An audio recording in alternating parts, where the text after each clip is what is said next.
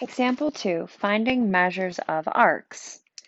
This example is very similar to the previous example, except that we have some more measures that we are given. So let's look at what we need to find first. It says, find the measure of each arc of circle R, GE. So the measure of arc GE goes from here to here.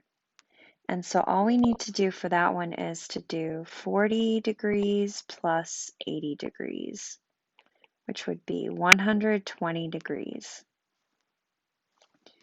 Now we're looking for the measure of arc GEF. So we go from G to E to F. So all we have to do now is add 40 plus 80 plus 110.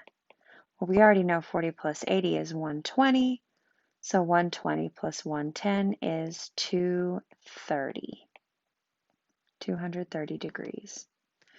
And then the last one we need to find is GF. So that would be this section over here.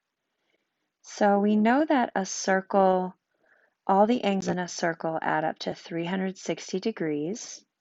And if you didn't know that already, this would be the perfect time to make a note of that in your notes.